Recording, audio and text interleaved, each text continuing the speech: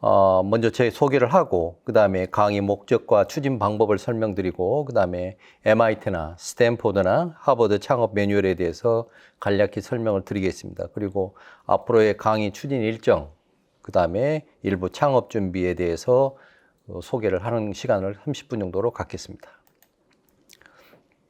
먼저 저에 대해서 소개를 하겠습니다. 저는 산업연구원으로 다양한 경험을 했었고요. 지금은 카이스트 교수로 있습니다만은 그 전에 산업체나 연구소나 많은 경험이 있습니다. 특히 이제 학교에 와서는 여러분들이 하는 창업에 대해서 여러분 지도를 하고 있고요. 그 소프트웨어 교육센터를 통해서 여러분들이 많은 창업이 이루어졌으면 하는 바람에서 이 강의를 준비했습니다. 강의 목적은 다시 한번 말씀드리면 창업에 관심 있는 학생들에게 창업에 대한 전반적인 이해를 돕고자 하는 거고요.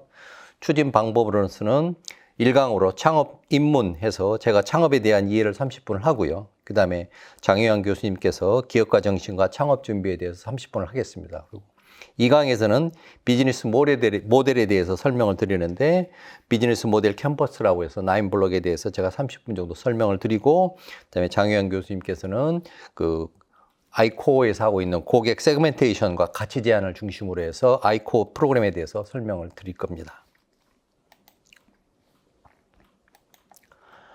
먼저 MIT에서의 스타트업에 대한 프로그램을 간략히 말씀드리면 MIT에는 스타트업 바이블이라는 책이 있습니다. 그 스타트업 바이블이라는 책을 통해서 스타트업을 하는 학생들이 교육을 받고 있는데 여기에서는 24단계로 이렇게 자세히 정리를 해놨습니다. 그래서 이 책을 보면은 첫 번째 고객은 누구인가부터 시작을 해서 고객을 위해서 무엇을 할 수 있는가, 그 다음에 고객이 제품을 어떻게 획득하는가, 그 다음에 수익 창출 전략은 무엇인가, 그 다음에 어떤 과정을 통해서 제품을 기획하고 설계할까, 그 다음에 어떻게 사업을 확장할 것인가, 이런 거에 대해서 24단계로 이렇게 정리를 해놓은 책입니다. MIT에서 하는 스타트업 바이블을 보면은 먼저 방금 전에 설명드렸습니다만 시장 선정을 어떻게 할 거냐라는 건데 먼저 시장을 세분화시키고 그다음에 실제로 시장을 선정하고 난 다음에 초기에 집중할 수 있는 시장을 선택하는 게 가장 중요하겠죠. 그 다음에는 최종 사용자 프로필을 작성을 해서 나의 진정한 고객이 누구인가를 빨리 파악하는 게 좋습니다.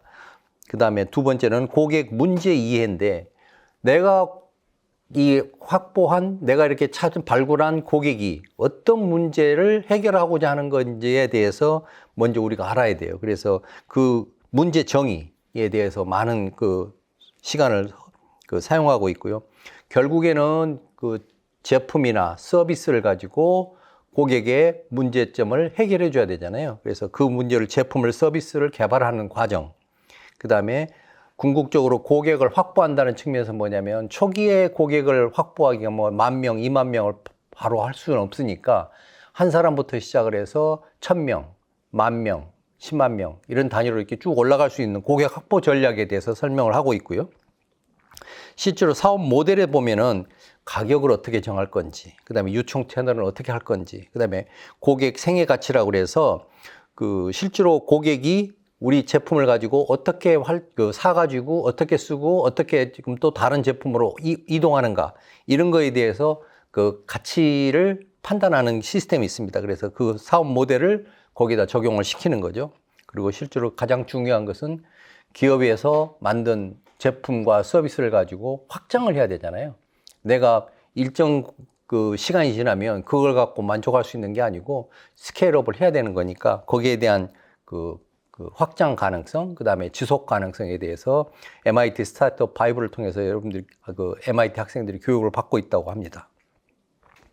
MIT에서 창업을 성공한 사례들은 여러 가지가 있는데 그중에서 대표적인 것만 제가 이렇게 한번 골라봤습니다.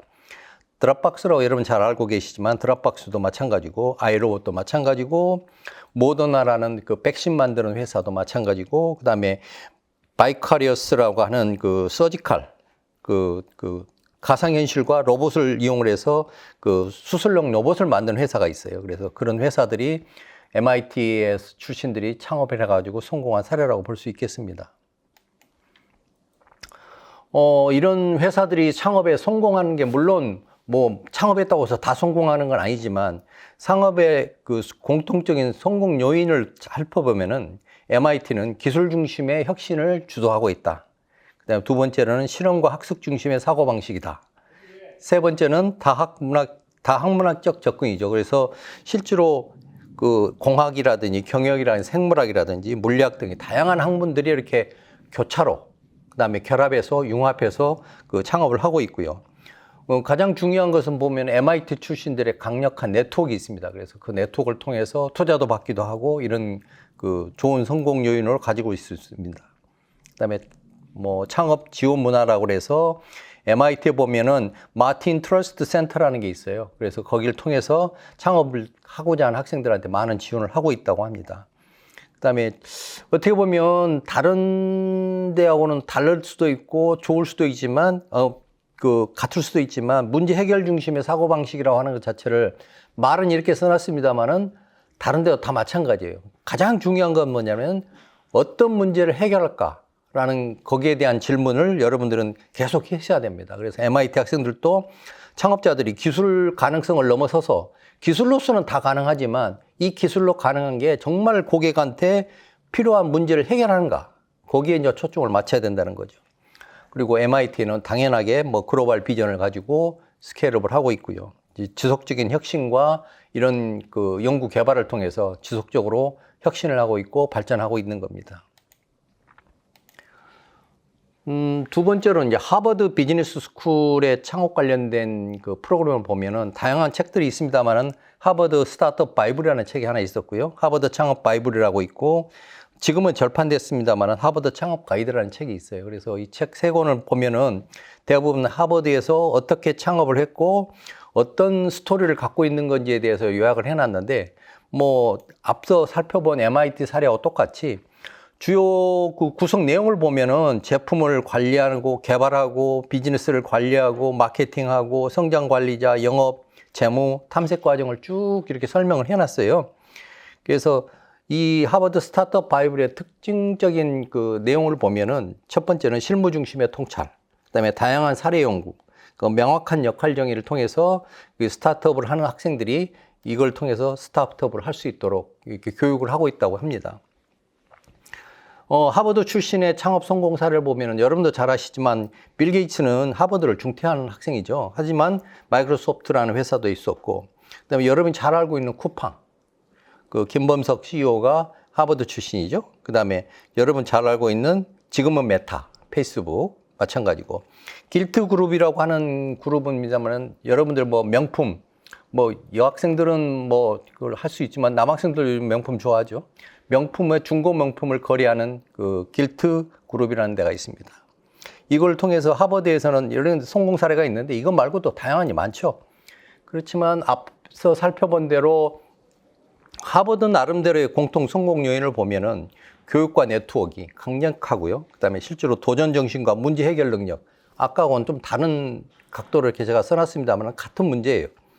문제를 해결하는 능력을 키우는 게 가장 중요하다고 생각합니다. 그다음에 하버드에는 멀티 디스플린 접근이다. 그러면 다학자적인 접근이라는 것은 항상 필요한 겁니다. 전산하는 사람만 필요한 게 아니고 물리한 사람만 필요한 게 아니고 경영한 사람들하고 다 같이 이렇게 같이 창업을 하는 경우가 제일 많습니다. 그리고 하버드에서 가장 그 기치로 내걸고 있는 어떤 학문적인 가치, 학교의 가치를 보면은 리더십이잖아요. 그래서 어디 미국 사회를 리딩하는 리더십을 가지고 있는 그 졸업생들이 상당히 많습니다. 그래서 리더십의 어떤 비전을 가지고 이렇게 창업하는 경우가 공통 성공 요인 중에 하나로 꼽고요. 그다음에 글로벌한 사고, 그다음에 자금 조달 능력은 마찬가지로 MIT도 마찬가지입니다만은 강력한 네트워크를 통해서 하버드 출신들이 계속 지원해주고 있는 게 있습니다. 세 번째로는 스탠포드에 관련된 창업 그 책들을 보면은 제로 투 원, 그다음에 스탠포드는 이렇게 창업한다, 스탠포드 스타트업 바이블이라는 책이 있는데 이 책 세 권도 마찬가지로 스탠포드 출신들이 그 강의를 통해서 아니면 실전을 통해서 이렇게 창업했던 사례를 중심으로 해서 이렇게 쭉 설명해 놓은 책들입니다. 그래서 이렇게 스탠포드는 이렇게 창업한다는 책을 중심으로 보면은 스탠퍼드의 창업 교육 방식이 아주 독특합니다. 그래서 다양한 학문을 넘나들 수 있도록 뭐 화학, 물리학, 경영학, 미디어학, 법학, 엔지니어링 다 그래서 자유롭게 수강할 수 있도록 돼 있어요, 이게. 그다음에 스탠퍼드 출신 창업자의 성공 사례를 보면은 상당히 많은데 이 사람들의 창업가의 핵심적인 역량을 보면은 시간 관리, 스토리텔링 능력, 창업소를 갖춰야 될 어떤 라이프 스킬과 역량들이 상당히 많아요. 그래서 우리는 소프트 스킬이라고도 얘기도 하지만 그 기술 개발을 통해서 하는 것 외에 어떤 인문학적인 소양이 상당히 갖춰져야 된다는 게 스탠퍼드의 어떤 철학인 것 같아요. 그래서 실제로 다양한 그 학문적 접근을 통하지만 실천 가능한 스탠퍼드 출신들의 그 조언, 그 다음에 벤처 캐피탈리스트들이 상당히 많은 것 같아요. 그래서 스탠퍼드에서 창업 성공 사례를 보면은 우리가 그 실리콘밸리의 원조라고 할 수 있는 HP도 스탠퍼드 출신들이고요. 구글도 마찬가지고, 그 다음에 링크드인도 마찬가지고, 요즘 제일 잘 뜨고 있는 엔비디아, 젠슨 황도 스탠퍼드 출신입니다. 스탠퍼드의 공통적인 성공 요인을 보면은 뭐 혁신적인 사고와 기술 개발, 그 다음에 창업을 장려하는 교육 환경, 아까 제가 말씀드렸죠. 다학문적인 접근도 필요하고 시콘밸리하고 인접해 있기 때문에 상당히 많은 그 인력들을 이렇게 흡수할 수 있고 스탠퍼드 출신들의 거기에 진출하고 있다고 보시면 되겠습니다. 아까도 말씀드린 강력한 네트워크, 그 다음에 기업가 정신과 리더십이라는 게 상당히 공통 성공 요인에 나오고요. 사용자 중심의 접근이라고 하는 것은 아까 말처럼 사용자의 고객의 문제를 해결하는 중심으로 간다고 했었잖아요. 그거 비슷한 얘기입니다. 그래서 사용자 중심의 접근을 하기 위해서 고객의 니드가 뭔지, 그다음에 문제가 뭔지에 굉장히 집중을 하고 하는 사람들입니다. 이 창업자들이 스탠퍼드 출신들의 공동 성공 요인을 보면은 글로벌 사고와 확장성은 당연하고요. 지속적으로 혁신하고 있는 것도 스탠퍼드의 특징이라고 볼 수 있겠습니다. 그러면 우리 카이스트는 어떠냐? 창업 환경을 살펴보면은 카이스트에는 창업원이라는 게 있습니다. 스타트업 카이스트라고 있는데 2014년도부터 운영하고 있습니다. 그래서 캠퍼스 내에서 기업가 정신을 고취하고 스타트업이 생존할 수 있는 시스템을 구축했으며 스타트업이 글로벌 시장에 진출할 수 있도록 도와준다고 되어 있습니다.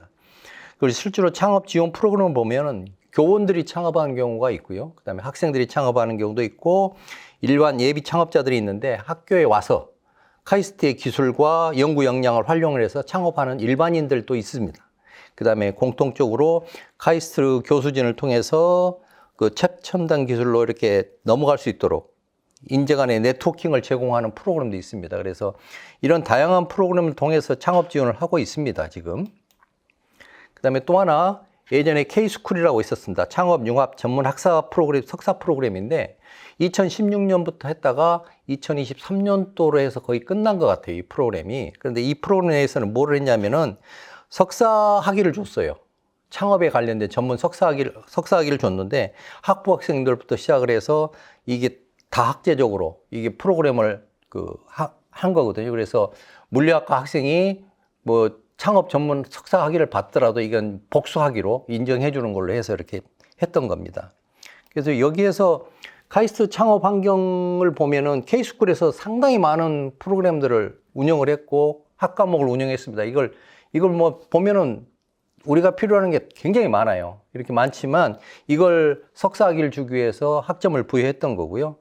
실제로 이게 없어졌어요, 실은. 그래서 나중에 말씀드리겠습니다만은 다른 프로그램으로 지금 지원하려고 지금 학교에서도 지금 준비 중에 있습니다.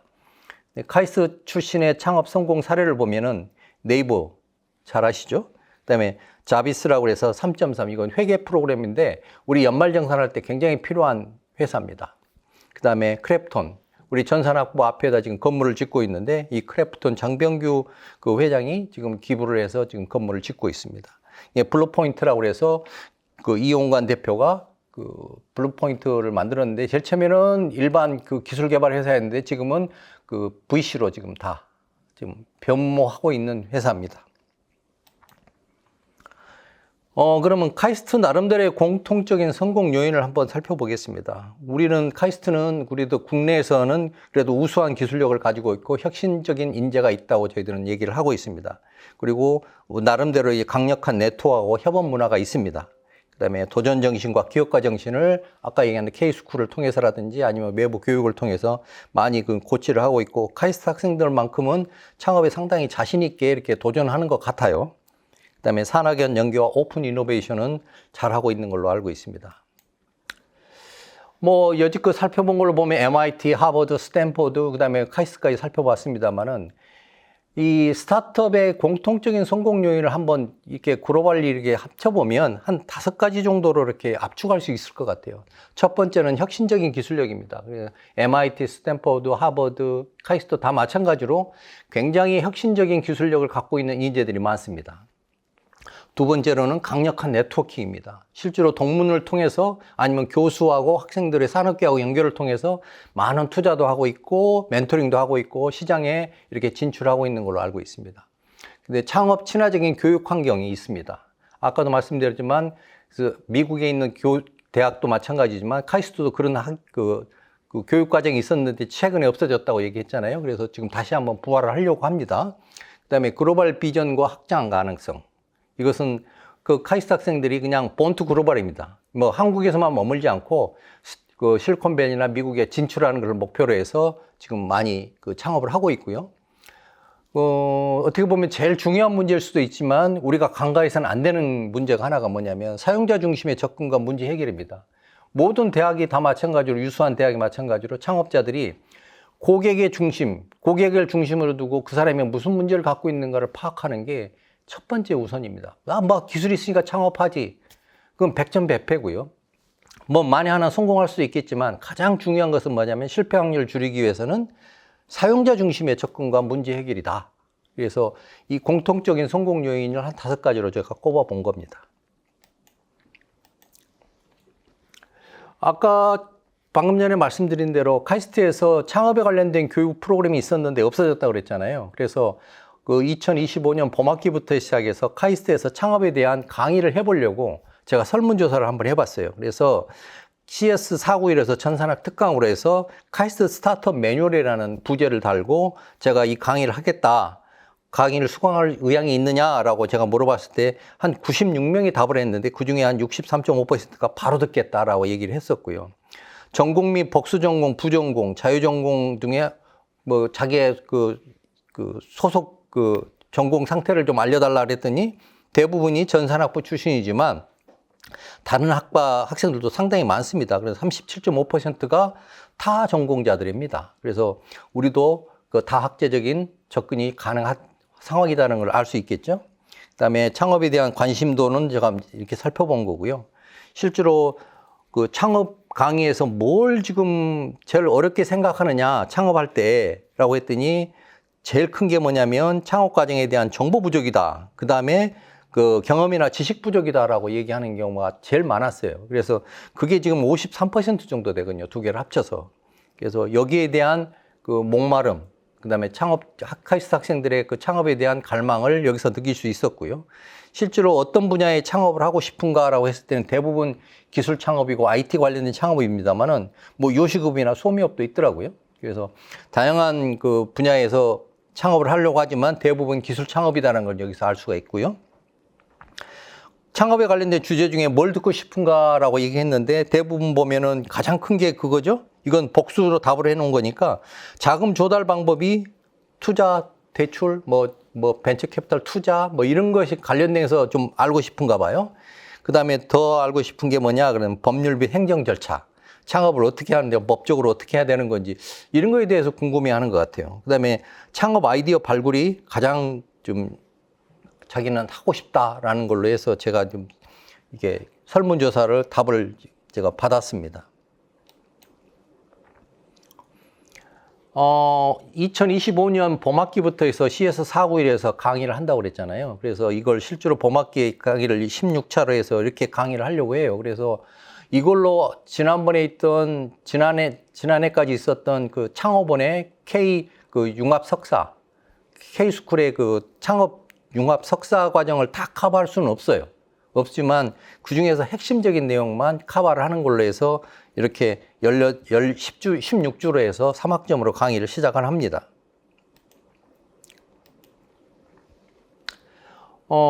지금부터는 창업에 대해서 좀 우리가 생각하는 것을 좀 뭐 바꾸자, 아니면 서로 갱신해보자, 아니면 새롭게 눈을 뜨자라는 취지에서 창업에 대한 이해를 좀 한번 설명을 드리겠습니다. 창업이 뭐지? 라고 물어봤을 때 딱 이렇게 한 번에 답할 수 있는 학생들이 몇몇 안 될 거예요. 그렇지만 대부분 회사를 만드는 게 창업 아니에요? 라고 이렇게 대답할 겁니다. 맞습니다. 회사를 만드는 게 창업인데 일반 창업이 있고 우리는 지금 기술 창업이라고 제가 아까 얘기했지만 그 스타트업이라고 우리가 얘기를 합시다. 뭐 창업이 다 스타트업이지만 일반 창업과 기술 창업을 이렇게 분리를 해보면 자본, 인력, 자원을 가지고 기업을 설립하고 이를 운영하는 게 창업입니다. 말대로 새롭게 그 업을 만드는 거잖아요. 그 다음에 그 기술 창업이라고 하는 것은 우리가 가지고 있는 기술을 가지고 혁신적인 기술을 가지고 시스템이나 제품을 만들어서 그 고객한테 팔아서 빠르게 성장하고 확장할 수 있는 목표로 하고 있는 신생 기업을 우리는 기술 창업, 스타트업이라고 얘기를 하는 겁니다. 그래서 일반 창업과 스타트업의 차이점을 보면은 성장 속도, 비즈니스 모델, 자금 조달 방식, 리스크 관리, 지향점들이 다 이렇게 차이가 좀 있을 수 있겠습니다. 창업, 스타트업에 대해서 이제 우리는 기술 창업이라고 아까 국한시켜서 제가 말씀드렸습니다만은 스타트업을 정의를 보면 위키피디아의 영문을 보면은 이렇게 돼 있어요. 스타트업은 확장 가능한 비즈니스 모델을 찾고 개발하고 검증하기 위해서 기업가에 의해 만들어진 회사 또는 프로젝트다 이렇게 돼 있죠. 그래서 왜 여기서 회사 또는 프로젝트가라고 생각을 해보시면 이 스타트업의 의미를 다시 한번 알 수가 있어요. 그러니까 회사는 회사일 수도 있지만 이제 그 회사의 모습을 갖추고 있지 않더라도 하나의 프로젝트이고 그 프로젝트가 스타트업이라는 거예요. 그래서 그 위에 있는 한국어로 보면은 스타트업은 설립한 지 오래되지 않은 신생 벤처기업을 뜻한다 라고 되어 있죠. 그다음에 미국 실리콘밸리에서 생겨난 용어지만 혁신적인 기술과 아이디어를 보유한 설립된 지 얼마 되지 않은 기술 창업기업을 스타트업이라고 우리 하자라고 이렇게 정의를 할 수 있겠습니다. 그래서 그걸 종합적으로 보면 스타트업을 우리는 어떻게 얘기를 할 수 있냐. 스타트업은 설립한 지 오래되지 않은 신생 벤처기업을 뜻합니다. 하지만 이게 혁신적인 기술과 아이디어를 보유한 설립된 지 얼마 되지 않아 아직까지 검증되지 않은 자체적인 비즈니스 모델을 가지고 있고요. 실제로 프로젝트성으로 아주 작은 그룹이나 회사다라고 이렇게 정의를 할 수 있겠습니다. 그래서 임시조직이라는 얘기를 나중에 하겠습니다만은 아직 회사 모습이 안 갖춰져 있고 임시조직을 할지라도 그것은 스타트업이라고 우리가 정의를 하자라고 넘어가겠습니다. 그 실리콘밸리에 있는 스타트업들의 구루들이 말하는 스타트업의 정의입니다. 에릭 리스라고 여러분들이 이제 린 스타트업이라고 나중에 얘기를 들으면은 상당히 그렇게 유명한 사람인데 스타트업이란 매우 불확실한 상황 속에서 고객에게 새로운 제품이나 서비스를 창조하기에 디자인된 조직이다라고 회사다라는 얘기 안 하잖아요. 조직이다라고 얘기하잖아요. 그다음에 매클루어 같은 사람도 마찬가지로 스타트업은 제품이 무엇인지, 고객이 누구인지, 돈을 어떻게 벌 것인지에 대해서 명확하지 않은 혼란스러운 회사다 이렇게 돼 있거든요. 여러 저기들이 있습니다만은 또 하나 스티브 블랭크의 그 스타트업의 정의를 한번 보면 스타트업은 반복 가능하고 확장 가능한 비즈니스 모델을 찾기 위한 임시 조직이다라고 돼 있습니다. 그래서 전체적으로 이렇게 쭉 정리를 해보면 스타트업은 기존의 안정된 조직하고는 다르게 아직 확립되지 않는 비즈니스 모델을 갖고 있을 수 있어요. 그리고 그것을 찾기 위해서 존재하는 조직이다, 임시 조직이다라는 걸로 해서 스타트업을 이해하시면 되겠습니다. 그다음에 스타트업의 특징을 보시면 누차 설명하듯이 아직 고정된 비즈니스 모델이 없고 이를 찾아가는 과정에서 조직의 형태나 구조가 굉장히 왔다 갔다 할 수 있는 유동적인 겁니다. 그리고 어떻게 보면 제품이나 서비스의 시장 적합성을 테스트를 막 계속 해가면서 회사를 설립하고 난 이후에도 계속 변모하고 해야 될 거고요. 실제로 임시조직이라는 걸로 해서 이렇게 우리가 있지만 회사를 만들기 전까지는 임시조직으로 있지만 빠르게 변화하는 환경을 바로바로 적응을 시켜줘야 되고 지속적으로 전략을 수정하는 유연성을 가지고 있어야 됩니다. 그게 이제 기존 기업하고 스타트업의 차이겠죠, 당연히. 그래서 스타트업이 계속 이렇게 스타트업으로 있을 수는 없는 거니까 스타트업이 임시 조직을 벗어나기 위한 노력을 계속 해야 됩니다.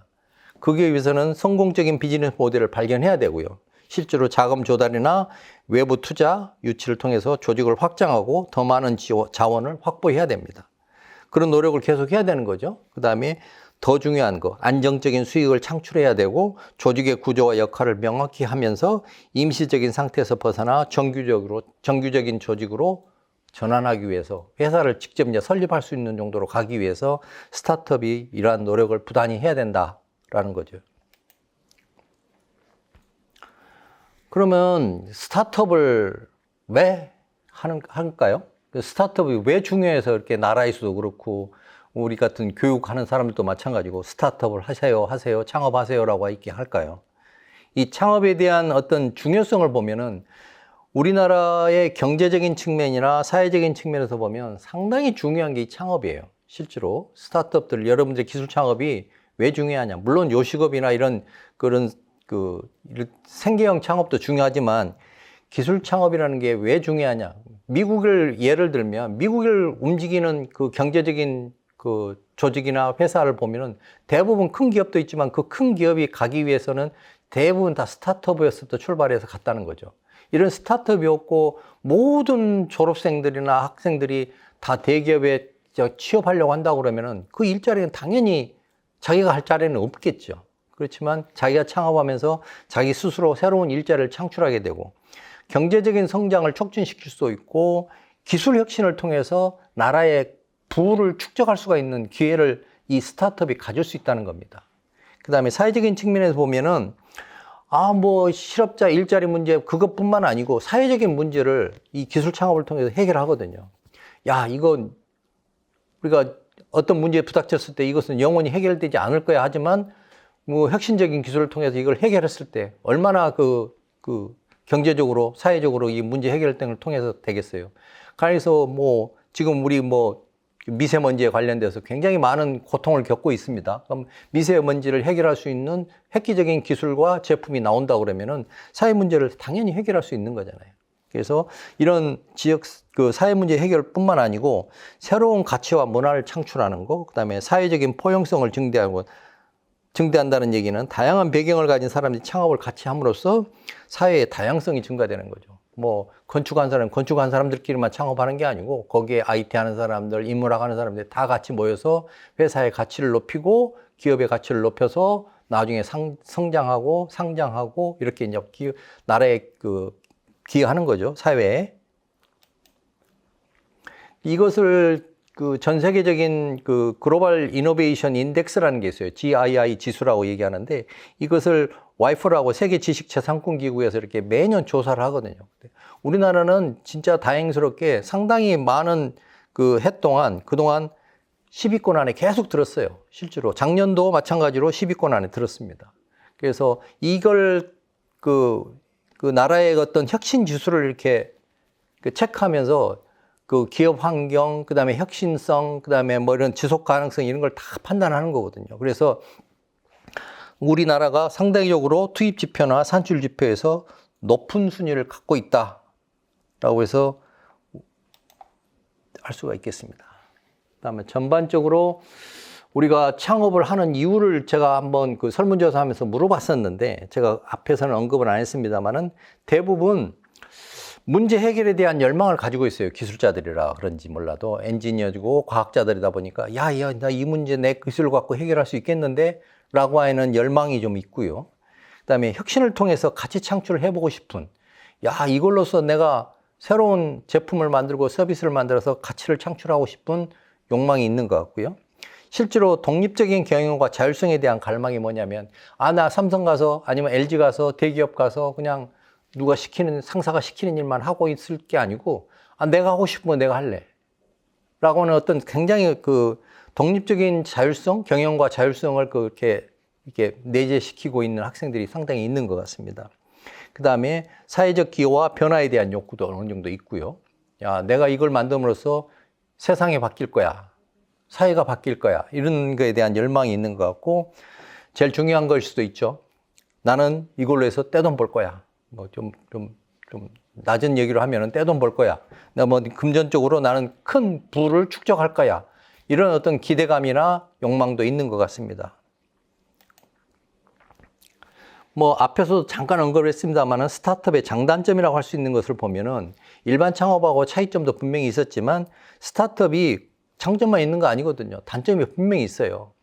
혁신성을 보면은 굉장히 새로운 아이디어를 가지고 혁신적인 제품과 서비스를 제공할 수 있다는 장점도 있지만 반대적인 측면을 보면 기술이 적용되는 게 굉장히 불확실하잖아요. 이걸 사람들이 사줄까라는 게 굉장히 불확실하거든요. 그래서 이건 시장의 수용 가능성이 부족을 해서 실패할 가능성도 상당히 높은 거예요.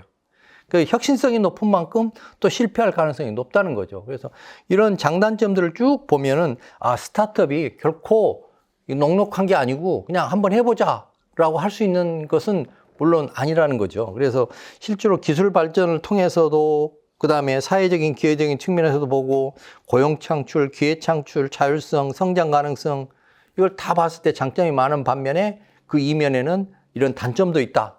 이 단점을 그냥 단점으로 보지만 말고 이것을 극복할 수 있고 할 수 있는 노력을 꾸준히 해야 된다는 겁니다. 그래서 실제로 창업자를 중심으로 해서 우리 사회가 어떤 에코시스템을 갖고 있느냐, 우리나라도 상당히 좋은 시스템을 갖고 있는데 투자자들이 있을 수도 있고요. 그 다음에 정부 정책으로 상당히 많은 그 창업에 대한 지원 프로그램이 있습니다. 그 다음에 그 카이스트 내에서도 마찬가지로 창업원이 있고 우리 소프트웨어 교육센터도 있는 것처럼 지원 조직이 있고요. 인큐베이터도 하고 엑셀레이션도 해주고 그런 지원 센터들이 상당히 많아요. 그래서 지원 조직이 있고 그 다음에 학교에서 연구기관에서 다양한 그 기술들, 그 혁신적인 기술들 여러분들이 배우고 나오고 아니면 제공해주고 기술 이전 시켜줄 수 있잖아요. 그래서 창업자가 뭐만 하면 되냐? 혁신적인 아이디어만 갖고 있으면 되고요. 그 다음에 비즈니스 모델을 제대로 만들면 되고, 그 다음에 팀을 제대로 만들면 창업자는 성공합니다.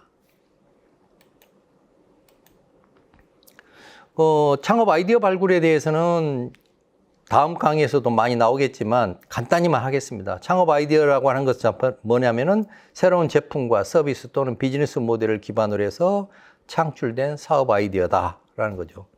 여기서 좋은 아이디어라는 말이 나오는데 훌륭한 아이디어는 단순한 창의성을 넘어서 현실의 세계를 문제를 해결해야 되고요. 그러니까 프로그램을 정확히 데피니션 해야 됩니다. 문제가 뭔지를 정확히 알아야 거기에 대한 답이 정확히 나오는 거죠. 문제가 뭔지 모르는데 답이 어떻게 나오겠어요? 그 다음에 시장 트렌드를 정확히 활용을 해야 된다. 그래서 마켓이 어떻게 흘러가는지, 마켓의 트렌드가 어떤 건지에 대해서 명확히 알아야 되고요. 그 다음에 가장 중요한 것은 밸류 프로포지션이죠. 가치를 어떻게 제공할까? 혁신적인 가치라고 이게 고객한테 이렇게 내보여줘야 되는데 이 가치가 정말 고객이 맞아. 이거 필요했어. 라고 이렇게 수용할 수 있는 가능성이 있느냐. 이걸 밸류 프로포지션으로 다시 한번 검증을 해봐야 됩니다. 혹자는 그럽니다. 저한테 뭐 좋은 아이디어 있으면 좀 달래요. 자기가 뭐 사업을 하겠다고. 그런 좋은 아이디어가 어디 있겠어요. 좋은 아이디어 있으면 내가 하죠. 왜 줘요? 그렇지만 이 좋은 아이디어라고 하는 말 자체는 의미가 없는 거고요. 본인이 봤을 때 이게 정확한 문제를 파악했느냐. 그게 좋은 아이디어의 기본이라고 봐요. 그래서 문제를 파악하는 게 우선이다. 그 다음에 문제를 파악했으면 고객한테 이걸 해결하는 방법을 제시했을 때 고객이 수용하느냐. 수용하면 좋은 거예요. 수용 안 하면 그건 안 하면 되는 거죠. 괜히 해갖고 실패할 이유는 없잖아요. 그 창업 아이디어 발굴하는 것은 다양한 문제들을 어떻게 이렇게 가지치고 그 다음에 문제와 니드와 이것을 정확히 파악을 해서 필수적이고 적절한 문제를 정확히 파악하는 것. 그 다음에 영향력 있는 솔루션이라고 하는 것을 만들어줘야 되고 그걸로 해서 좋은 제품과 좋은 서비스를 내세우는 거. 이게 이제 아이디어 발굴의 그 기본이 되겠죠. 그 아이디어 접근법에 대해서는 다양한 문제 접근법이 있습니다만은 그 다음 강의에서 더 한번 살펴보기로 하고요. 아이디어 검증도 마찬가지고 그 다음에 계산하는 방법도 마찬가지고 다음 시간에 다시 한번 더 자세히 살펴보기로 하겠습니다. 이상입니다. 네, 안녕하세요. 기업가 정신과 창업 준비를 강의하는 장효양입니다. 저에 대한 소개를 잠깐 먼저 드리고 강의에 들어가도록 하겠습니다. 저는 벤처 캐피탈 타운의 수석 전문위원으로 활동하고 있습니다.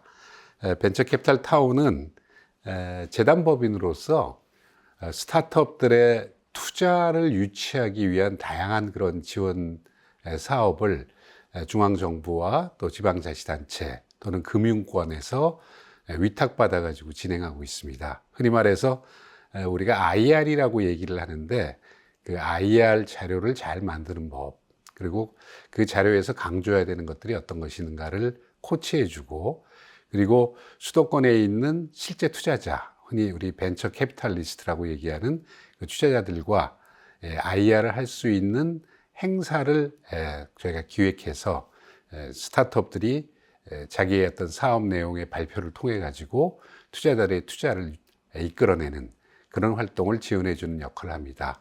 아울러 제가 2021년부터 광주에 소재하고 있는 광주과학기술원의 융합 캡스톤 디자인의 겸직 교수를 맡고 있고, 과학기술정보통신부의 실험실 창업 탐색 사업, 저희가 그냥 아이코아 사업이라고 얘기를 하는데 그 아이코아 사업의 인스트럭터로서 같이 활동을 하고 있습니다. 과거에 저는 삼성과 LG그룹의 IT 분야에서 개발자로서 또는 또 사업 책임자, 그리고 신사업 기획, 이런 일들을 한 20여 년간 담당을 했고요. 그리고 그 후로 투자회사로 옮겨서, 흔히 말하는 창업 투자회사로 옮겨서 벤처 캐피탈리스트로서 초기 기업에 대한 투자, 그리고 성장 지원 투자, 후속 투자, 이런 그 투자 활동을 진행을 했습니다. 대전으로 제가 일하는 곳을 옮긴 이후에는 전자통신연구원이 만든 기술지주회사인 애트리홀딩스의 투자관리실장부터 시작을 해서 대전 창조경제혁신센터 카이스트 내에 지금 소재하고 있죠, 아직도.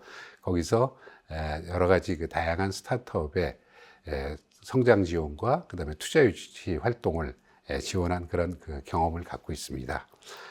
제가 오늘 설명드릴 기업가 정신과 창업 준비는 슬라이드에서 보이는 것처럼 좀 나눠서 설명을 드리도록 하겠습니다.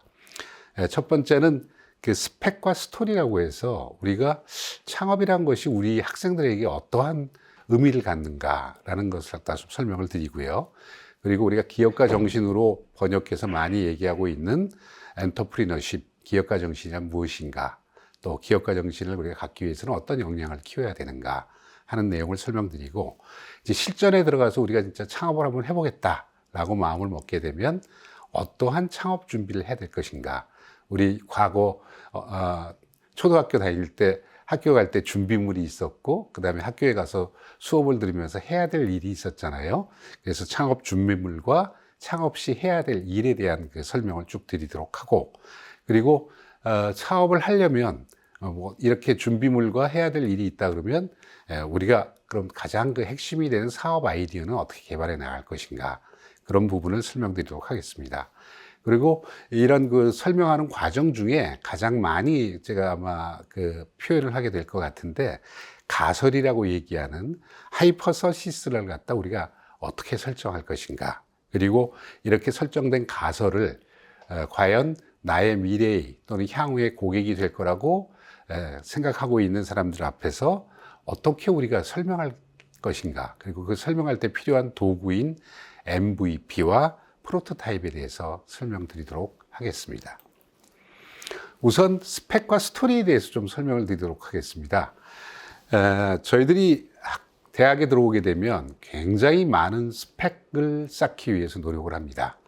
우선 전공 분야의 전문 지식이라든가 또는 경제 활동을 위한 기본 지식은 주로 학점이나 또는 자격증 같은 걸 따게 되죠. 우리 전산학부 같은 경우에는 주로 어떤 기능을 내가 가지고 있다. 그래서 다양한 그런 그 정보 처리에 관계되는 그러한 어떤 기능을 갖고 있다는 것을 자격증이라는 것으로 우리가 또 별도로 공부해서 취득을 하기도 하고, 그리고 각각 자기가 공부하고 싶은 그러한 과목에 대해서 좋은 학점을 얻기 위해서 많은 수업 활동도 하고, 그리고 또 여러 가지 복습도 하고, 그리고 다양한 그런 일들을 합니다.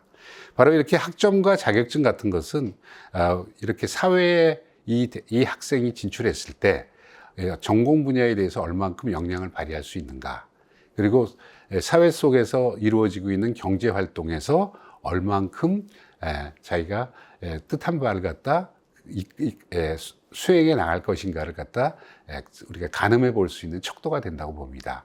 근데 이제 이러한 스펙이만 가지고들 졸업하는 경우는 거의 좀 드물고, 이것을 한번 실전에서 내가 뭔가를 한번 해볼까 라는 그런 생각들을 가지고 전공 분야의 경험이라든가 또는 사회에 대한 경험, 그리고 또 앞으로 내가 나가서 활동할 그러한 그 경제 분야와의 네트워크를 쌓는 그런 활동들을 하게 됩니다. 주로 이런 것들은 인턴 활동이 될 수도 있고, 그리고 뭐 다양한 연수가 될 수도 있겠죠. 물론 어학도 포함될 수 있고, 지금 글로벌 시대에서 한두 개 정도의 그 외국 언어의 그 구현을 해낼 수 있는 능력도 굉장히 중요하기 때문에 다양한 연수 활동을 하게 됩니다. 아울러 봉사 활동이나 또는 사회 활동이라는 그런 이 이름으로 다양하게 사회 속에서 살고 있는 그런 어떤 구성원들이 어떤 그 상황에 처해 있고, 그런 사람들이 필요한 것이 무엇인가를 우리가 찾아보기 위한 그러한 다양한 봉사 활동도 하게 됩니다. 보통 이렇게 학점과 자격증, 인턴 활동, 연수 활동, 봉사 활동들을 모아서 우리는 스펙을 쌓아 나간다라는 그런 얘기를 많이 합니다. 그리고 이렇게 스펙을 쌓은 다음에 취업을 하게 되는 경우도 있고, 또는 진학을 하게 되는 경우도 있고, 그리고 아니면 뭔가 자기가 뜻한 바를 가지고 내 일을 한번 해볼까 하면서 창업을 하는 그런 경우도 있게 됩니다. 그랬을 때 보통의 경우 이제 자기를 소개하는 그러한 아주 그 프로파일을 만들게 되고, 그리고 남들 앞에서 그것을 갖다 요약해 가지고 자기 역량이 무엇인가, 그리고 여지껏 나는 어떤 식으로 살아왔는지, 나의 인성은 어떤 타입인가, 그리고 그 다음에 그런 면접을 주고받는 그런 대화 속에서 자기의 어떤 일에 대한 일에 대하는 태도 같은 것을 갖다 보게 되는 이런 과정을 거쳐가지고, 그 사람은 예를 들어 우리 조직에 꼭 필요한 사람이다 라고 해서 채용이 되기도 하고, 또는 좀 더 높은 학문을 하는데 충분한 자격을 갖췄다 해서 진학 활동에서 합격이 되기도 하고, 그리고 뭔가 자기가 자기 일을 한번 해보고 싶다라는 것을 갖다 설명을 통해서 그 일에 함께 동참하고자 하는, 흔히 말하는 창업 동지들과 함께 뜻을 만들어내는 그런 활동을 합니다. 바로 이런 과정들을 거쳐서 우리가 뭔가 목적하는 바를 달성하게 되는데, 그 중에서도 가장 많은 그러한 그 직종에 해당되는 사람들이 반가워하고, 그리고 높은 그런 그 점수를 주고, 그리고 훌륭하다라고 판단하는 것은 뭐냐면, 결국 남과 다른 무엇을 나는 가지고 있다는 것을 어필해낼 수 있는 사람들이 정말 중요하다는 그런 판단을 합니다. 결국은 자기가 여지껏 어떤 주제를 선정을 했고, 그 주제를 선정한 이유가 뭐고, 그리고 그러한 주제를 나는 어떤 방법으로 해결해 보려고 몰두했었고, 그러한 또 활동과 노력은 이런 것들이 있었다. 결국 그것은 스펙보다는 스토리에 해당된다라고 얘기할 수 있습니다.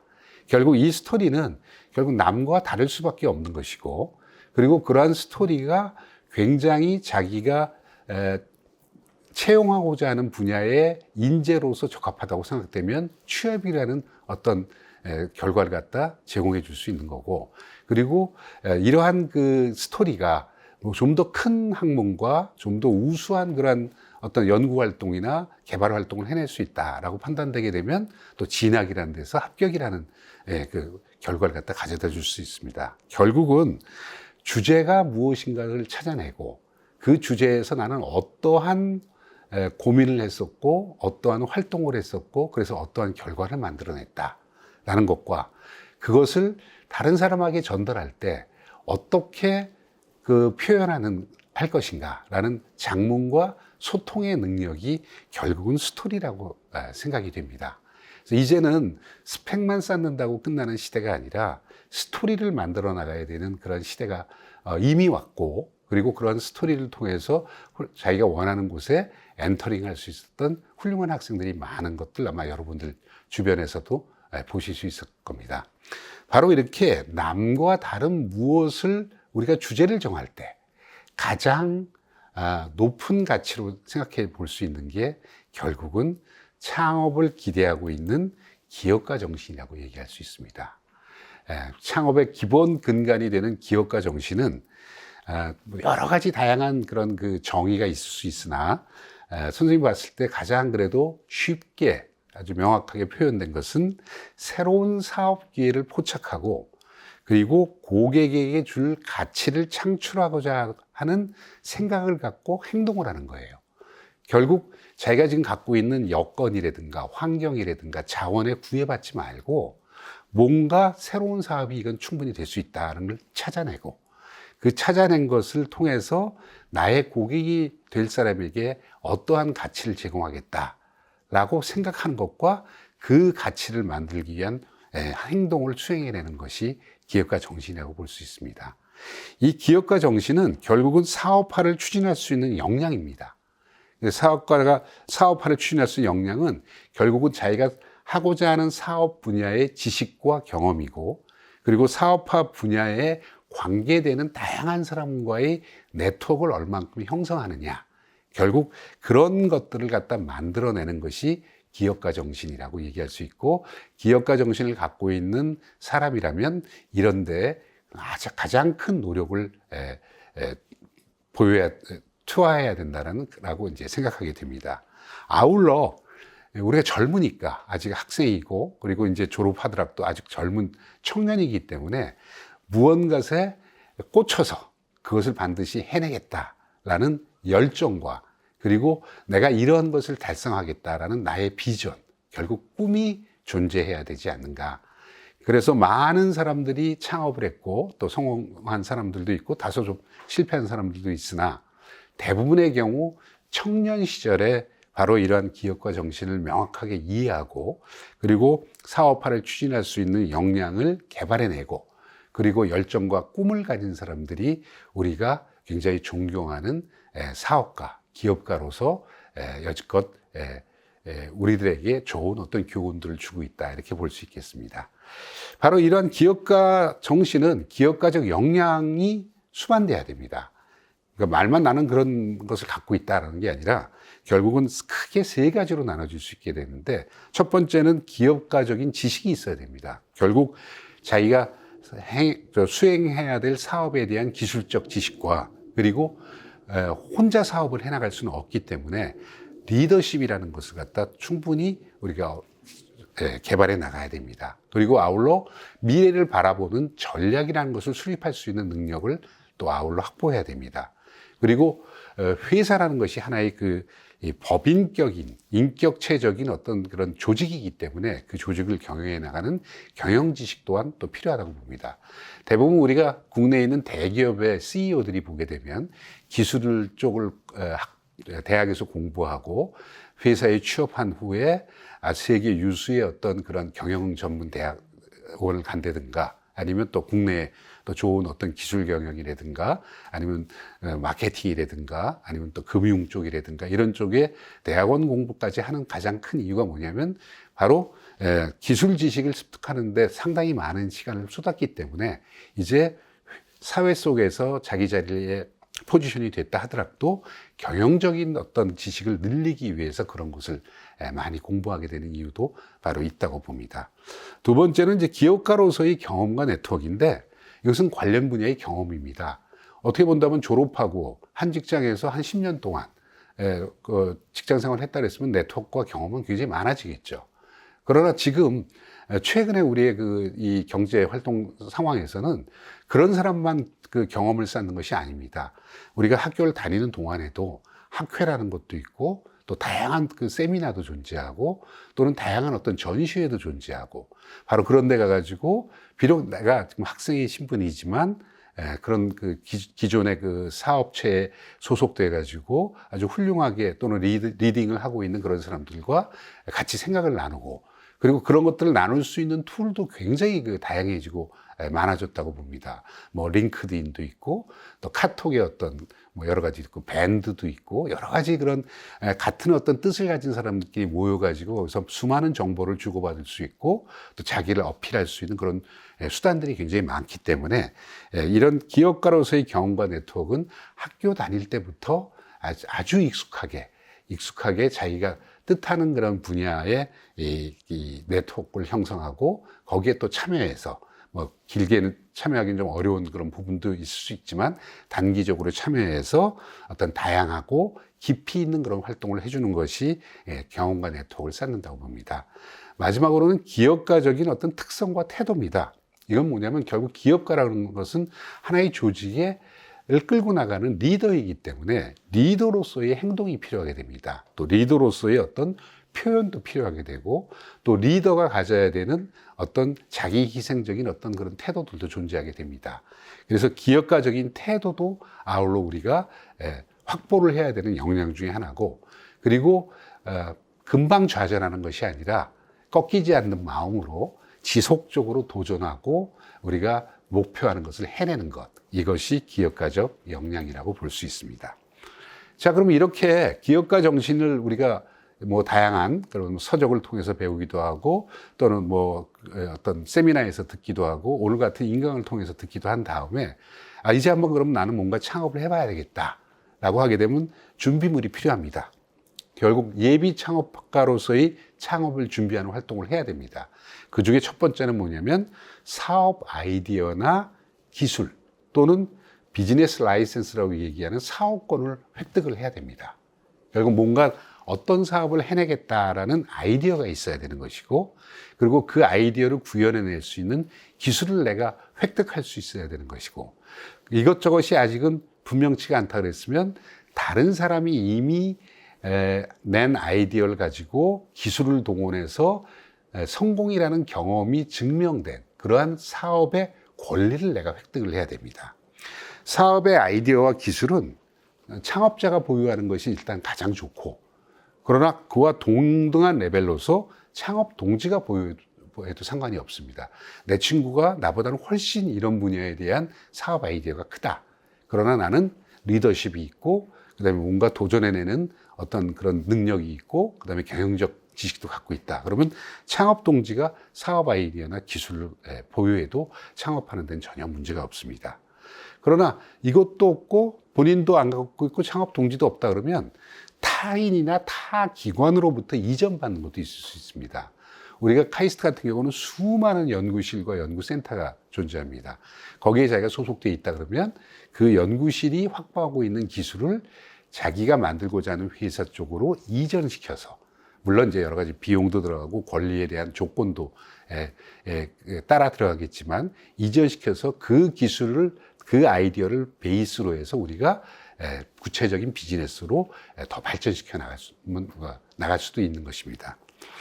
근데 이러한 것 말고 사업권이라는 게 있습니다. 사업권은 특정한 지역과 일정 기간 동안 보통 부여받는데, 뭐 마스터 라이센스도 있고 어떤 디스트리뷰션 라이센스라는 그런 이름으로 받을 수 있는데, 우리가 잘 알고 있는 피자집이라고 생각해 보자 이거죠. 뭐 동네 피자집 주인이 자기가 개발한 피자집도 있지만, 국내에서 그래도 가장 많이 지금 알고 있는 피자집은 우리가 피자헛, 도미노 피자, 그 다음에 뭐 3위 정도 하는 파파존스, 이런 것들이 있습니다. 다행히 선생님이 파파존스의 비즈니스 라이센스를 한국에 한번 도입해 본 경험을 갖고 있어요. 그래서 이럴 경우에는 본사가 있는 미국에 가서 내가 한국에서 이런 파파존스 그 피자 가게를 50개를 열겠다. 그랬을 때 나한테 그 권리를 준다 그러면 내가 처음에 얼마의 돈을 갖다 당신에게 데포짓을 해야 되고, 그리고 피자가 팔릴 때마다 몇 %의 라이센스를 너한테 줄 것인가. 뭐 이런 식으로 해서 자기가 사업을 끌고 나갈 수도 있습니다. 물론 우리가 기술을 갖고 있는 공학도들에게는 권하고 싶지는 않지만, 여러 가지 사업은 굉장히 다양성을 갖고 있기 때문에 이런 지금까지 우리 피자헛이나 도미노나 파파존스가 한국에 들어와서 아직까지 망한 곳이 한 군데도 없거든요. 바로 이렇게 글로벌하게 사업이 검증된 그런 사업의 권리를 내가 획득을 해가지고 어떤 지역이라든가 기간 동안 이렇게 우리가 사업을 해보는 그런 것도 굉장히 좋은 어떤 창업의 어떤 준비라고 생각해 볼 수 있습니다. 여러분들 코카콜라라든가 롤렉스라든가 아니면 뭐 굉장히 다양하게 많죠. 해외에서 들어와서, 아니면 수입 외제차라든가 이런 것들이 수십 년 동안 한국에서 아주 계속 성장해 가면서 사업을 영위하는 것들이 바로 이미 그들이 창업의 그 과정을 겪고 난 다음에 어느 정도의 반석에 올라서서 글로벌하게 모든 국가에서도 비슷하게 사업이 성장될 수 있다는 것이 확인된 것을 확보할 수 있다면 그것 또한 좋은 어떤 사업 아이디어라고 생각해 볼 수 있습니다. 이렇게 사업 아이디어와 기술이 준비가 됐다면 시드머니라는 종잣돈이 좀 필요합니다. 물론 여러 가지 지금 제도들이 많이 완화되고 아주 간편하고 손쉽게 창업을 할 수 있도록 제도들이 바뀌어서 과거 비해서는 이렇게 시드머니가 많이 필요하지는 않는 그런 상황이지만 그래도 시드머니는 가지고 출발하는 것이 필요하다고 봅니다. 특히 시드머니는 크게 한 3가지 종류의 구분으로 나눠지는데 하나는 자기 자본입니다. 결국 자기 돈이죠. 또는 자기와 함께 창업을 한 창업 동지의 돈. 이 돈이 주로 초기 기술 개발이나 서비스를 구축한 데까지 어느 정도 필요한 자금이다. 그 정도의 규모다. 라고 볼 수 있고요. 그렇다고 해서 기술 개발이 오래 걸리거나 굉장히 많은 사람이 투여될 것은 그 큰 돈을 조달할 방법이 없습니다. 그래서 스타팅할 수 있는 정도 수준의 어떤 레벨의 초기 자본이라고 보면 되고 이런 돈은 주로 본인인 예비 창업가, 그 다음에 창업의 동지, 그리고 가족, 친구 이런 사람들로서 구성이 되되 그것을 명백하게 지분이란 그 회사의 지분이라는 걸로 나눠 가지고 구성을 해야 된다 이렇게 말씀을 좀 드릴 수 있겠습니다. 두 번째는 타인 자본입니다. 이건 뭐냐면 이 회사가 잘 될 것 같으니까 이 회사에 투자를 해서 나중에 회사가 잘 되면 내가 투자한 것보다 훨씬 큰 돈으로 나는 회수해 가겠다라고 생각하는 사람들이 투자자고 그런 사람들이 투자하는 돈을 우리가 타인 자본이라고 얘기합니다. 그래서 이 투자자들은 다양하게 있습니다. 개인 엔젤부터 시작해서 엔젤 투자조합 또는 창업 투자 회사가 만든 투자조합 또는 여러 가지 어떤 기존의 기성의 기업들이 자기 사업과 연결이 될 것 같아서 투자하는 전략적 투자자 그리고 오로지 이런 파이낸셜한 그런 목적만 가지고 큰 돈을 투자하고 빠른 시간 내에 회수해서 어떤 차액을 얻고자 하는 그런 사람들 해서 다양한 사람들이 존재하게 됩니다. 다만 예비 창업 단계에서는 주로 많이 접촉하게 되는 사람들이 개인 엔젤이나 엔젤 투자조합 또는 그런 것들을 운영하고 있는 엑셀러레이터 같은 사람들을 이제 저희들이 많이 접촉하게 됩니다. 이 사람들은 가급적이면 싸게 사가지고 나중에 크게 굉장히 사업이 성공하지 못할 가능성이 높기 때문에 성공됐을 때는 굉장히 큰 돈이 회수될 수 있도록 하는 그런 마음을 갖고 투자하는 사람입니다. 우리나라에는 벌써 이런 개인 엔젤과 엔젤 투자조합, 엑셀레이터가 수백 개 이상 우리가 존재하고 있고 특히 카이스트에서 창업하는 기업들의 관심을 많이 갖고 있는 이러한 엔젤성 투자자들이 굉장히 많다고 말씀드릴 수 있겠습니다. 세 번째는 정부의 창업 육성 자금입니다. 요거는 크게 2가지가 있는데 하나는 투자해 주는 거는 그런 사업이 있고 지원해 주는 그런 사업이 있고 하나는 융자해 주는 사업이 있습니다. 정부가 직접 투자해서 지분을 획득하는 경우는 거의 드물거든요. 그래서 뭔가 기술 개발해라 그럼 기술 개발 자금을 지원해 주는 거 아니면 돈을 꿔줄 텐데 아주 작은 이자만 받고 돈을 꿔주겠다 하는 이런 사업으로 나눠집니다. 이거는 우리나라의 모든 중앙부처에 이런 프로그램들이 있다라고 생각하면 되고요. 가장 많이 이런 프로그램을 운영하는 데는 중소벤처기업부, 그 산하기관인 창업진흥원이 가장 많이 이용한다. 지원해 준다 이렇게 보시면 되고요. 산업 관련에 대한 관련 부처인 농림수산부, 그 다음에 건설교통부, 과기정통부, 그 다음에 산업부 또는 보건복지 쪽 이런 쪽에서 각각 자기 부처가 담당하고 있는 분야의 산업을 육성하기 위한 창업자들을 지원하는 프로그램이 굉장히 많습니다. 아울러 대전시와 같은 지방자치정부도 굉장히 많은 프로그램을 운영하고 있습니다. 물론 직접 하는 것보다는 산하의 기관들, 테크노파크라든가 기술신보라든가 아니면 창조경제혁신센터라든가 이러한 것을 통해 가지고 다양하게 운영이 되고 있고 금융기관도 굉장히 많은 그런 지원 사업을 하고 있습니다. 이 3가지를 다 합쳐서 저희는 종잣돈이라고 얘기할 수 있고 이 3가지에 대한 공부를 반드시 해나가야 된다고 봅니다. 세 번째는 뭐냐면 창업은 절대 혼자 할 수 없습니다. 물론 1인 창업이라는 그런 그 케이스도 요즘 뭐 유튜브라든가 뭐 이런 그 사업들은 존재하고 있지만 일부 서비스 분야의 업종을 제놓고는 처음 시작할 때부터 그리고 뭔가 기술 개발이 좀 더 무르익을 때부터 그 다음에 이제 제품이 나와가지고 그것을 판매하는 마케팅이나 영업 활동을 하게 됨으로부터 직원이 늘어나게 되면 회사와 조직을 운영하고 관리하기 위한 것 해서 많은 동지들이 필요하게 됩니다. 이러한 동지들은 결국 이 사업 아이디어에 같이 공감하는 친구들, 그리고 굉장히 창업의 길은 힘든 경우가 굉장히 많거든요. 그러니까 수입이 들어오는 것보다는 돈을 지출해야 되는 경우가 대부분입니다. 그래서 지출을 어떻게든지 줄이면서 수입이 나올 때까지 참고 같이 가는 그런 험난한 길을 함께 하는 사람들, 그리고 그러한 역할을 하기 때문에 회사가 예비 창업자의 혼자 것이 아니라 어느 정도의 기여에 따른 포션을 나눠줄 수 있는, 회사의 소유권을 나눠줄 수 있는 그런 사람들이 바로 동지가 되는 거고, 그런 사람들을 찾아내야 되는 겁니다. 그리고 반드시 이런 사람들이 그냥 친구니까 와서 같이 멤버로서 들어와 있는 게 아니라 역할을 가지고 있어야 된다는 거죠. 역량을 가지고 있고 기여를 해내야 된다는 거죠. 그리고 가급적 그 역량은 그 창업을 같이 하는 동지들이 서로 다른 분야로 구성하게 되면 굉장히 좋은 케이스라고 얘기할 수 있습니다. 예를 들어 누구는 기술을 담당하고, 누구는 마케팅을 담당하고, 누구는 조직을 담당하고, 누구는 자금을 담당하고, 이렇게 나눠질 수 있다 그랬으면 아주 훌륭한 드림팀이 만들어진다, 이렇게 얘기할 수 있습니다. 이렇게 창업 준비물이 만들어지면 창업을 위해서 해야 될 일이 생기게 됩니다. 첫 번째는 뭐냐면 사업 계획서를 잘 써야 됩니다.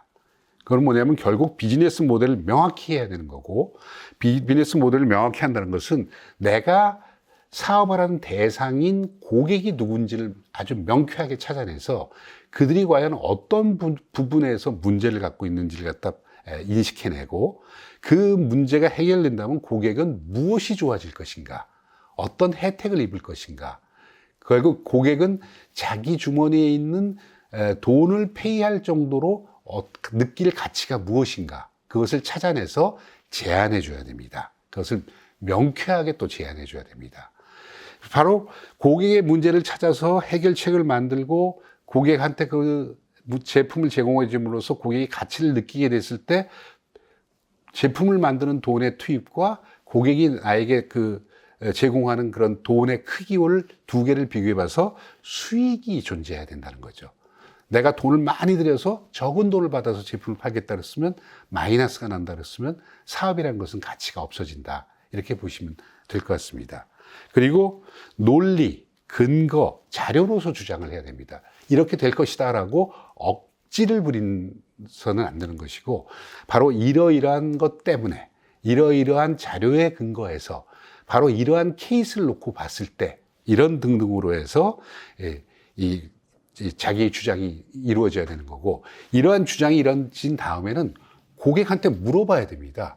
내가 이렇게 해서 제공해주면 이런 가치가 느낄 것이냐, 너가 생각했던 갖고 있는 문제가 해결되느냐와 같은 고객 검증이 반드시 필요하다. 결국 현재 내가 주장하는 것은 가설이라는 거죠. 창업자들 몇 명이서 연구실 내에서 우리끼리 토론한 그러한 가설이지, 세상 바깥에 있는 나의 고객들은 과연 그것을 동일하게 생각하는지는 반드시 검증을 해야 되고, 그렇게 검증을 하는 과정 중에 뭔가 수정할 내용이 있다 했으면 끊임없이 고쳐나가야 되는 겁니다. 나의 주장을. 바로 그것을 우리는 피봇이라는 그런 표현을 또 쓰기도 하고요. 바로 이러한 충실한 사업 계획서를 만드는 것이 우리가 창업을 하는데 반드시 첫 번째 해야 될 일이고, 이것은 제품의 소개서나 기술 개발 계획서, 우리가 보통 연구실에서나 이런 데서 많이 써본 것과는 다른 내용으로서 우리가 기술을 해야 된다는 거죠. 두 번째로는 시제품이나 시범 서비스를 만들어야 됩니다. 그 시제품이나 시범 서비스는 크게 한 두세 가지 정도로 우리가 나눠볼 수 있습니다. 첫째는 뭐냐면 미니멈 바이어블 프로덕이라 그래가지고, 이거는 제품이 아닙니다.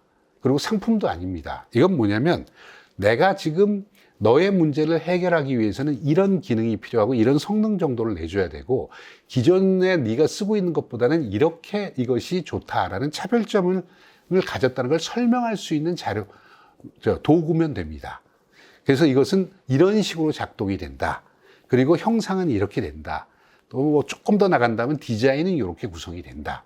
정도만 나오기 때문에 주로 3D 프린터나 아니면 골판지 같은 걸로 이렇게 만들어도 되고, 서비스 같은 경우에는 UI, UX만 만들어서 우리가 설명을 해줄 수 있는 거다라고 보시면 됩니다. 그래서 MVP는 결코 작동되는 제품이 아니라 내 고객에게 나의 사업 문제를 해결하는 나의 아이디어를 설명할 수 있는 도구 정도의 수준만 되면 되고, 그것이 아니다라고 고객이 얘기하게 되면 재빠르게 또 수정해서 다시 또 보여줄 수 있는 그런 그 내용이면 가능하다고 봅니다.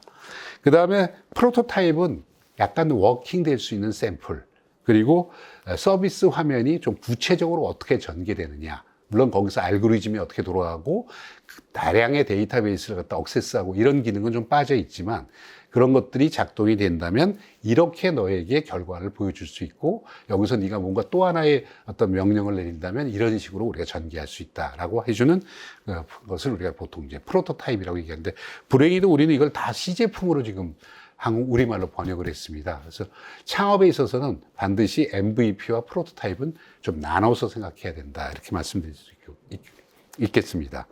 그리고 마지막으로는 본 제품과 서비스를 어떻게 개발하겠다는 개발 계획이 시제품과 시범 서비스 안에 포함됐다라고 생각하시면 됩니다. 그러니까 이건 구체적인 개발 계획서고, 그 다음에 아주 구체적인 기능과 그 다음에 해야 되는 일들이 담겨져 있다, 이렇게 보게 되면 됩니다. 그러면 우리가 사업 아이디어 만들었고, 그 다음에 시제품과 시범 서비스를 만들면 회사를 어떻게 설립하고 운영할 건가를 공부해야 됩니다.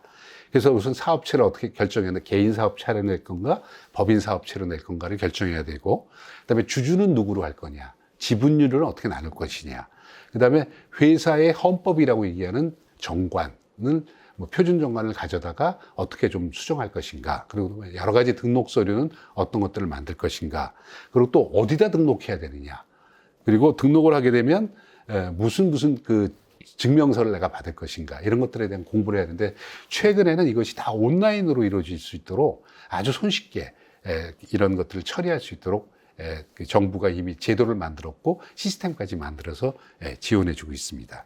이렇게 해서 법인이 어느 정도 만들어진다라고 생각되면, 그 다음에는 돈의 흐름을 반드시 국가가, 우리나라뿐만 아니라 전 세계가 정한 회계 기준이라는 것에 맞춰서 적어 나가야 됩니다. 그래서 회계 기장, 장부에 기재한다, 이렇게 보시면 됩니다. 그래서 얼마가 들어왔다, 몇 월 며칠 날, 무슨 목적으로, 무슨 이유로, 얼마가 나갔다, 무슨 명목으로, 이런 것들을 정리해내고 그것을 약속된 그런 형태대로 끌고 나가는 회계 처리라는 것에 대한 공부를 좀 하셔야 됩니다. 그래서 이런 것들을 정리하는 공부를 또 추가로 시작을 해가지고, 뭐 이것이 약속이기 때문에 이것이 무슨 원리를 파악하고 이러는 게 아니라 그 약속을 따라서 끌고 나가면 되는 것이기 때문에 여러분들이 아마 쉽게 전개할 수 있을 거라고 봅니다. 그리고 뭔가의 거래가 된다 그러면 반드시 세금이라는 것이 우리가 수반이 됩니다. 그래서 세금을 어떻게 우리가 계산해 낼 건가, 그리고 그 증빙은 어떻게 관리해 갈 건가, 그리고 내가 회사를 경영하기 위해서 여러 가지 어떤 그런 물품들을 샀는데 이것을 자산으로 만들 것인가, 이 자산을 어떻게 관리할 것인가 라는 것도 공부해야 되고, 금융권과의 거래를 할 때 예금은 어떤 예금을 쓸 거냐, 또는 적금을 어떤 걸로 할 거냐, 대출은 어떻게 할 거냐, 또는 회사가 쓴 돈은 법인카드로 어떻게 처리할 건가, 이런 것들에 대한 공부를 해내야 됩니다. 결국 이런 식으로 해가지고 우리가 창업의 준비와 해야 될 일이 정리되면, 첫 번째 해야 된다는 사업 아이디어 개발, 아이디에이션에 들어가야 됩니다. 결국 아이디에이션은 비즈니스 모델을 만드는 선행 활동입니다. 비즈니스 모델을 만들려면 내가 무슨 사업을 하겠다는 아이디어가 있어야 되거든요. 그 아이디어는 현상을, 호기심을 가지고 가지고 쳐다봐야 됩니다. 어떤 관점에서 보냐면, 사용자라는 관점에서 제품이나 서비스가 현재 나와 있는 걸 갖다 쳐다봐야 됩니다. 근데 가급적이면 자기가 써본 거, 또는 자기 주변에 있는 거, 아니면 자기가 공부한 분야에 있는 거, 이런 것들을 타겟으로 해서 현상을, 호기심을 가지고 쳐다보고, 아니 이 제품은 왜 이렇게 만들었을까? 이 서비스는 왜 요런 것들이 빠져 있을까를 계속 호기심을 가지고 쳐다봅니다. 그러면 거기서 우리가 무엇을 찾아낼 수 있냐면, 문제점을 찾아낼 수 있고, 이거를 사용하는 사용자들이 아니 이런 기능은 좀 있었으면 좋겠다는 요구사항을 찾아낼 수 있습니다. 결국 이런 것을 하기 위해서는 몰입을 해야 됩니다. 이러한 현상을 가지고 왜 이러한 제품과 현재 존재하고 있는 제품과 서비스는 이런 것들을 해내지 못했을까? 또 그리고 왜 이런 그 기능밖에 없을까? 성능은 왜 이거밖에 안 나올까? 라고 해서 그것에 대한 원인 이런 것들을 찾아내게 되면 자기 자신이 주장할 수 있는 해결 방안이나 요구사항에 대응할 수 있는 대응 방안이 나오게 됩니다. 결국 사업 아이디어의 개발은 현상을 파악해서 해결안을 제시하는 것이 사업의 아이디어라고 보시면 됩니다. 이거를 단계적으로 좀 나눠서 해보시면 스스로도 정리가 될 수 있다고 보게 되고, 그렇게 하기 위해서는 어떻게 자기 주장을 갖다 정리해야 되냐면, 어떤 유형의 사람들은, 무엇을 하고 싶어 하는 사람들은 뭘 할 때, 뭘 원할 때, 어떤 상황에서 이러한 문제나 이유로 이러한 것을 하기 위해서 뭘 하거나 뭐가 되거나 뭘 얻기 원한다. 결국 who, when, why, what이라는 네 가지로 정리가 되게 됩니다. 결국은 자기 주장을 하려고 그러면 이 자체가 현재까지는 검증되지 않은 가설이긴 하지만, 자기 주장을 하려면 who, when은 혹시 빠질 수도 있어요. 그렇지만 who, when, why, what이라는 것을 정말 심플한 문장으로 만들어낼 수 있을 때 자기의 주장이 만들어지고, 그 주장은 자기의 사업 아이디어가 된다. 이렇게 보시면 될 것 같습니다. 결국은 사업의 기회라는 것은 시장의 어떤 현상을, 결국 시장에 있는 또는 고객이 원하는 것이 필요로 되는 것을 파악했느냐 파악하지 않느냐에 따라서 환상과 시장 지향이라는 그런 쪽으로 나눠지게 되고, 그게 이제 가로축이 되는 거죠. 그다음에 그 세로축의 그 상단에서는 뭐가 되냐면, 내가 아이디어를 낼 수 있느냐, 그래서 그것이 정의되어 있느냐 정의되지 않느냐에 따라서 4분면이 나눠져 가지고 환상부터 사업기회까지 나눠질 수 있습니다. 시장에서 요구하는 것에 중점을 뒀다면 시장 지향적인 사업기회가 되는 것이고, 내가 해결책이 먼저 랩에서 이렇게 만들었다. 그럼 그 해결책이 중심이 되는 기술 중심의 사업기회가 만들어지는데, 이것이 균등한 그런 그 포션으로 사업기회가 만들어졌을 때 가장 베스트의 어떤 자기의 사업 아이디어가 만들어진다. 이렇게 생각하시면 될 것 같습니다. 이런 사업 아이디어는 재산화시켜야 됩니다. 결국은 스타트업이 가진 거는 사실 아주 적은 시드머니와 창업 동지와 아이디어밖에 없거든요. 그럼 이런 것들을 지식 재산으로 만들어야 되는데, 나의 지식 아이디어가 결국 지식 재산으로 되려고 그러면 우리가 보통 특허 등록할 때 쓰는 네 가지를 갖다 다 같이 봐야 됩니다. 첫 번째는 신규성. 내 아이디어가 세상에 처음인가? 처음이 아니라면 다른 아이디어는 왜 시장에 못 나왔느냐? 이미 다른 대체제가 있으면 내 아이디어하고는 어떻게 다른가? 내 아이디어가 얼마나 좋은가? 라는 신규성의 관점에서 한번 쳐다봐야 되고, 두 번째는 이 아이디어가 상품화됐을 때 유용하게 쓰이느냐? 그냥 있어도 좋고 없어도 괜찮은 그런 것이냐? 아니면 이 유용성을 제거하기 위해서 무슨 내용이 좀 더 강조가 되고 필요한 것인가? 라는 유용성. 그리고 내가 낸 아이디어가 이게 구현 가능한 건가? 갑자기 내가 생각만 딱 하면 저기에 있는 로봇가 막 뛰거나 나한테 막 걸어오거나, 아니면 360도로 뭐 물구나무를 쓰거나, 나는 생각만 하면 뭔가 내가 명령을 내리는 기존의 수단을 쓰지 않아도 뭐 이런 식의 아이디어를 냈다 그러면 과연 그게 기술적으로 가능한가? 그것을 또 판단해야 되고, 기술 위에도 법으로 이것이 허용되어 있느냐, 규범이나 또는 이 문화적 그런 그 규범에서 이게 허용되어 있느냐, 또는 환경적인 문제대로 이것이 쓰는 것이 가능한가, 막 폐수가 철철철 나오는 그러한 것은 아닌가, 뭐 이런 것들도 우리가 검토를 해봐서 구현성이라는 각도에서 또 쳐다봐야 됩니다. 마지막으로는 경제성입니다. 경제성이란 뭐냐면 결국은 내가 이것을 만들어내는 것과 그것을 사가는 사람의, 만족스럽게 사가는 사람의 차이가 플러스 수익이 나올 수 있는 건가. 가장 값싼 볼펜 하나를 100만 원에 만들어서 그거를 내가 고객한테 제공해 준다. 근데 현재 그 볼펜의 가격은 1,500원이다. 이런 것은 결국은 경제성이 없다라고 봐야 되는 거죠.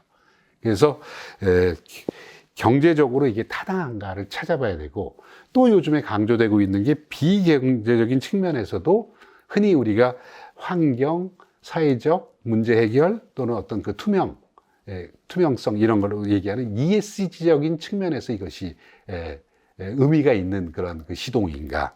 그리고 결국 비용에서 비용과 수익과 가치가 연계가 돼가지고 고객이 내가 제공하는 제품을 충분히 페이할 만한 그런 가치가 있는 걸 따져봐야 되는 것이 내 아이디어라고 봅니다. 아마 여러분들 아이디어를 낸다는 게 제일 어려울 것 같아요. 그래서 이 아이디어는 한 번에 절대 나오지가 않습니다. 그리고 자기와 관계없는 데서 아이디어를 찾으려면 굉장히 어려워요. 그래서 아까도 말씀드렸듯이 자기가 사용자가 되는 거, 자기 주변이 사용자로 되어 있는 거, 아니면 자기 랩이 사용자로 되어 있는 거, 아니면 그 랩에서 관계되는 산업군에 있는 사람이 그 사용자가 되어 있는 거, 거기에 호기심을 가지고 현상을 잘 정리한 다음에 거기에 무슨 문제가 있는가 없는가 그걸 찾아보고 그 문제를 나는 이런 아이디어로 해결해 보겠다라는 자기 주장을 만들어내는 것이 필요하다고 봅니다. 뭐 많은 사람들이 쓰는 말이에요. 대부분의 스타트업에서 가장 큰 위험은 아무도 원치 않는 것을 만드는 거예요. 그건 뭐냐면 내가 이 기술이 있으니까 이 기술을 가지고 이런 제품 만들면 쓰겠지. 이렇게 생각하는 것이 가장 위험한 발상이다. 그래서 우리는 must have, 반드시 필요한 것이냐, 또는 nice to have, 뭐 있으면 좋은 거냐, 아니면 don't care, 뭐 있어도 뭐 그만, 없어도 그만.